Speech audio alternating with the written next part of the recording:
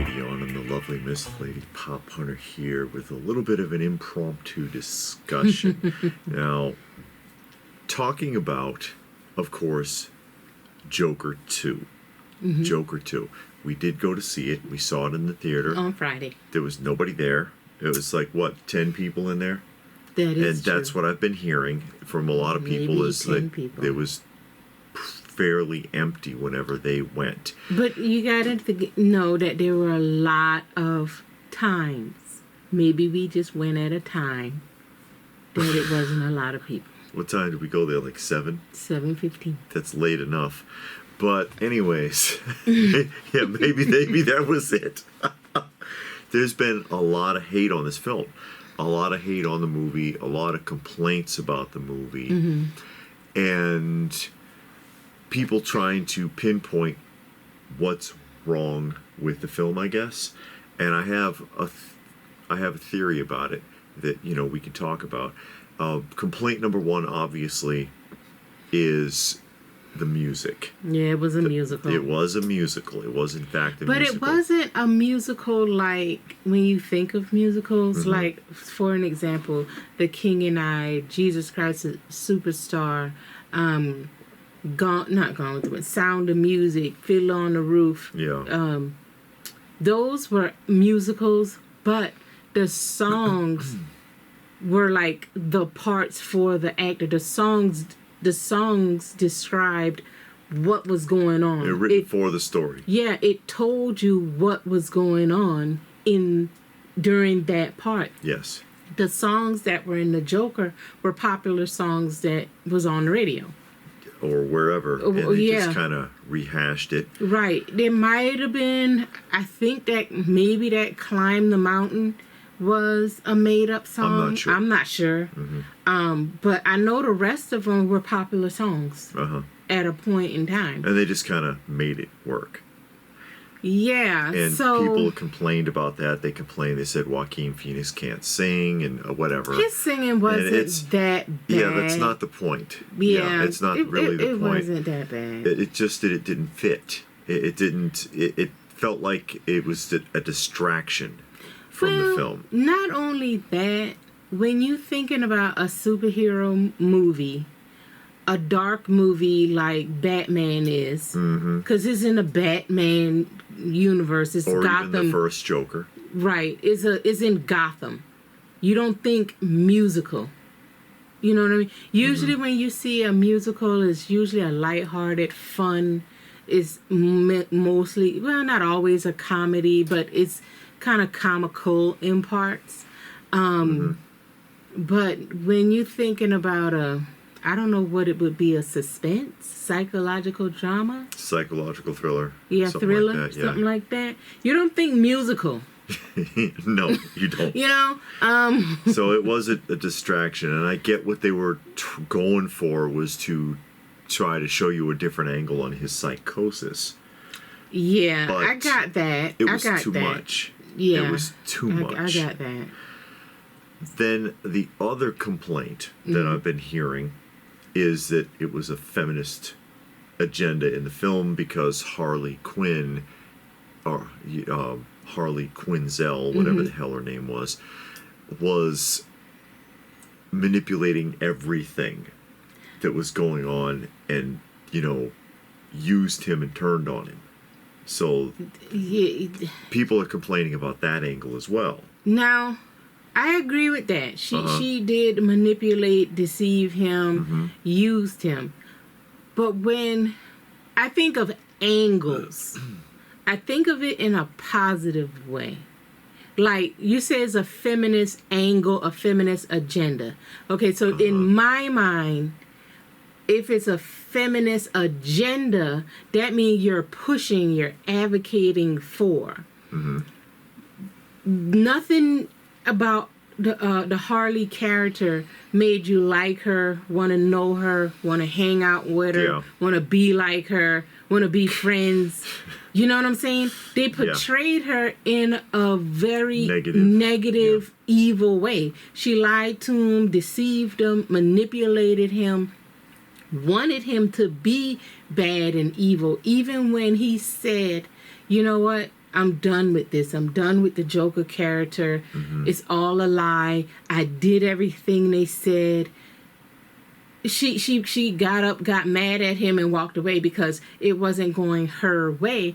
So that's why I kind of get like, I don't know about the feminist angle, unless whoever had that angle wanted to make feminists look like people you don't want to be around, people you don't want to know, you can't trust. Now, if that's what you're going for, you did a great job. Sure. But, you know, you see these TV shows and movies that talk about agendas, especially the feminist one, because that's the one that's big now. Yes. None of those people are people you want to know, be like, hang around, nothing. So I'm like, what is your real motive? What are you trying to tell us about women? Yeah. They can't be trusted. You don't want to be around them. Keep your kids away from them. You know, I'm serious. Yeah. And I've said that several I get times. what you're saying. Watching certain shows. That's why a female-led TV show or movie I won't watch. Because those women are never people you want to know, be around, hang out with, be friends with, nothing. Sure. So, I don't know. I mean, I don't know. Go ahead. But, you know, in thinking about it, Okay. and I had alluded to it on when we did our last live stream, but I didn't get too far with it because we had gone on about it long enough, and we wanted to get on to other subjects on our live, but. Because we're not trying to give away anything anyways. Yeah, in case, everybody knows now. I was going to say, someone might not have seen it, and you may go and see it and like it. You know, and that's fine. We're not trying to ruin it. But I think, for me, the reason it doesn't work, and the reason it's a bad film, is because, you know, okay, the whole film is misery. Yeah. You're watching an absolute miserable person having a miserable life, right? Yeah. But they did that in the first movie. What's the difference? The difference in the first movie was there's an accomplishment, okay? It may not be a justified accomplishment, but there is an accomplishment. He's crushed and crushed and crushed and crushed from the opening scene, getting beat up in an alley, all the way to the end of the movie. The man's being crushed. But he's able to retaliate. He gets to a point, he's getting the crap kicked out of him in the subway. That's it. He snaps the straw on the camel's back, and he kills the 3 guys in the subway. He kills his mother. He kills the guy who bullies him at work. Yeah, at work. He goes to the Mari show, right? Gets into it with that guy and is like, you know what? Bang. Kills him.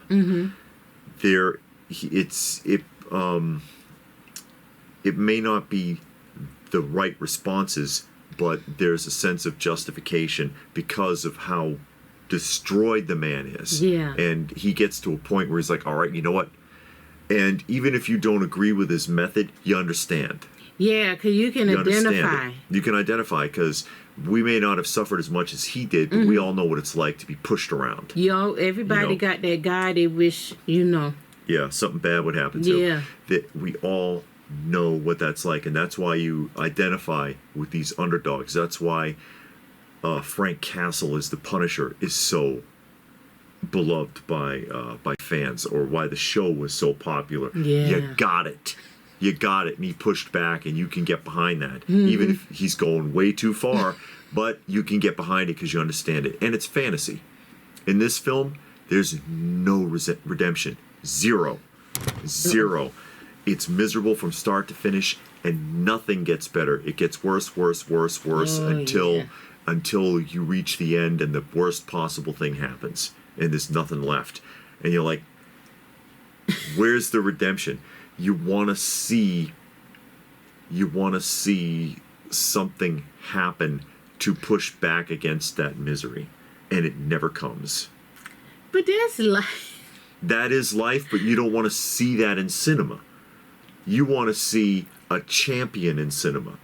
Even if it's an anti-hero like Joker turned out to be in the first film, you want to see a champion because you don't have one. You know, we don't have that in real life. We don't have justice. Don't work. It don't always work for us. You know, we can't do it ourselves if we wanted to. No. There's no one most of the time to stand up for us or to even believe us when something goes wrong. So you like to fantasize and you go see this in the movies or you read a story or whatever. Say, okay, well, I can get behind that guy. Yeah. Or you know, whatever. You understand Paul Kersey in Death Wish.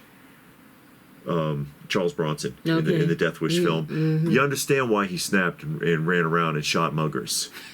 You know, because they killed his wife. Even John Wick. They shot his dog. And then they he had his nervous breakdown and went back to work. They tore up his car. Yeah, they stole his car. I think the first one they tore up his car, then they shot his dog or something. They killed his dog stealing the car. Okay. Stealing the car, and then he was just like snapped. And that because that was the only connection he had to the only person he ever loved. Yeah. And he was like, no, you know what? I'm gonna fix this. And you can get behind it and watch him tear up and act crazy. And if the film just ended after he woke up in a bloody mess with a dead dog and no car, you would not have been satisfied. No. You would have been very upset watching that. That reminded me of another movie we saw. You thought it was going to be bad. That one with the old man was fishing, and those 3 teenagers came and was picking with him and shot his dog. And all he wanted them to do was apologize. Yeah. And they wouldn't. Wouldn't. But that's not what we're talking about. We're talking about the Joker. I can't remember the name of the film. I know what you're talking about. But I thought, all in all, I hate the word all in all. Okay. I thought it was a decent movie. Like I've said on the live stream, all of the talking points parts. The dialogue parts were excellent. Yeah. It was well executed. The writing, the dialogue, the acting was good. The cinematography was good. But when they got to the singing part, it's just like, this is not needed for the story. It was 2 singing parts that I felt like, okay, now this fits. When they were in the group therapy, they were in music therapy, and they sang When the Saints Go Marching In, and that song was used throughout the movie and it became like an anthem. Yeah. Then when he was in court and his fake girlfriend from the first movie was testifying and telling him how awful his mom was, and then he kind of blanked out and they showed him on the stool, and it was just his silhouette. Because there was a fade out. Yeah. And then you knew, okay, he's regressing. Yeah. And they showed him singing just his silhouette, but then it went into this big theatrics, and then they brought him back, and then that's when he kind of snapped again and was like, and fired his lawyer and did all of that. Yeah. I did like, I did get it in the interview. The interview was it was being filmed, and then the guy doing the interview looks at the cameraman, and the cameraman's like, because he's singing, and there was no music at that point, and I'm like, that works. Yeah. There's certain scenes where it works, but otherwise it's very distracting. Yeah, it was distracting. I think it would have been better if you got it, cut all of the singing parts out, and then put it together. Because if you took the singing parts out, you're not going to lose a thing. That's true. You won't lose a thing from the movie. Now, if you did the same thing with, again, The King and I or Fiddler on the Roof, if you took the singing parts out, you're going to miss the majority of the movie. You wouldn't understand half of it. Because the songs told you what was going on. In this movie, it was just singing. Yeah. It didn't tell you nothing. And then ended 10 minutes early. Ended during the rescue attempt. And, another part that opens it up for a sequel that would make sense. Well, another part that I didn't like they took a lot of time showing the one guy in prison. He's in the background and he's lurking, and they want you to know that this person is significant. Yeah. So they show him. He's always in the background, never talking, just lurking, just watching. So you're like, okay, who is this? Is this another Gotham villain? Is he going to do something?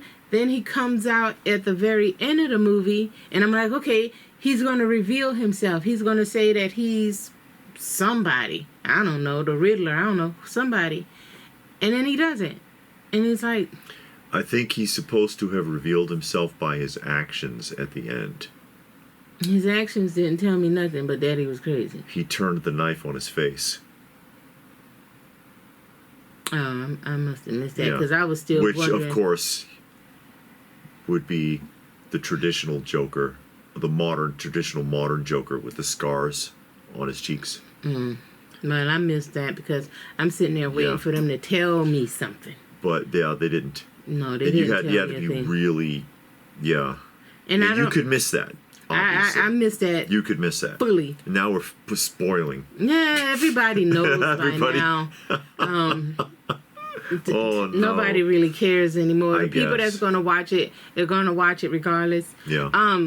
If you don't want to watch it, I would suggest when on YouTube, when it comes out, find the scene of the Joker in Puddles, Mr. Puddles or Puddles. Yeah, Mr. Puddles. In the courtroom, something like that. Just find a Joker and Mr. Puddles scene. Watch, if nothing else, watch that scene. That's the best. That's the most well done scene in the film. Yeah, that is the best scene of the movie. I think of a movie in a long time. Yeah. That was well executed from the time Mr. Puddles walked into the courtroom to the minute he left the courtroom. That whole, however long that time was, 10-minute scene or whatever, was an excellent, well executed scene. And a lot of people don't get that scene, and all the court drama was pointless and all this other stuff. But I mean, from the nuance of visually telling a story, aside from the acting, even if you're into good cinema, you'll get it. Yeah, you'll get what they did there, and it's the most well done scene in the film. And then also to also get that scene too, you kind of have to see the first one, because he references the first movie, and when he references, you totally get it. I mean, everything just comes full circle, because he referenced what happened in the first movie to get him to where he is today, Mr. Puddles, to get him to where he is right now. And that was well done. His actions, he made you believe that scene. He need to win an award. He probably wouldn't, but best supporting cast member.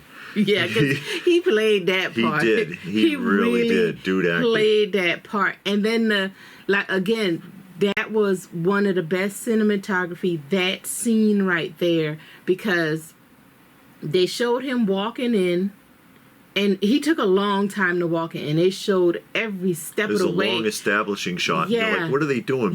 But then it hits you. Oh, I get it now. Now I know why they did that. It hits you. And then even when he's swearing in on the stand and they show you his hands, and you don't get it yet, but you're looking at his hands and you just see how deformed his hands is, and it just looks like, man, this dude only got 4 fingers, but he don't. He has 5. But he's deformed. He's deformed in real life because he's a dwarf. He's a dwarf, yeah. And so, you're looking at that, you're putting it together, you're kind of putting together the scene where he walks in, and then he does his testimony, and it all just, bam, I got it now. I know why y'all showed us him walking, the hand, and then they show him walking out. And oh, boy. If nothing else, watch that scene right there. And it's some of the best acting, best dialogue, best cinematography I'll see in a long time. Okay. Yeah. But anyway, to wrap it up, No, that's fine. Yeah. To wrap it up, I think the major problem that and people may not even recognize it. Mm-hmm. There's no redemptive quality in the film. None. It's just misery from start to finish, and it keeps getting worse and worse and worse and worse. And you're like, oh, there's no escape from it. None. Yeah. None. It felt like it was coming when he was in court. What was he doing? I think he was doing his closing arguments. Yes. And he was talking about how he always felt unseen and nobody knows him. And he went, was talking about the guards at at the prison and all of these people. You don't know me. You never saw me before. Yeah. That was that makes sense. Yeah. Yeah, you thought, okay, now we're getting somewhere. Yeah, we're going to get some... Nah. No. No. You've got to... no matter how unrealistic, there has to be some redemption for a character who's being crushed that badly, and it's just not there. It's just not there, and that's to me, that's the biggest issue. Yeah, I agree, but then I also know that's like... Yeah, but like I said, when you're going into a fantasy situation in a movie, you want to see it. You want to see the justice because you can't find it here. Anyways, what do you think? Did you see it? Did you see it? What did you think? Tell us about it in the comment section down below. Please do give the video a thumbs up if you got something out of it. We hope that you did. Share it if you can. Subscribe if you knew, all of that good stuff. And if that is it, then what more can we say? But thanks for watching, and we will see you again soon.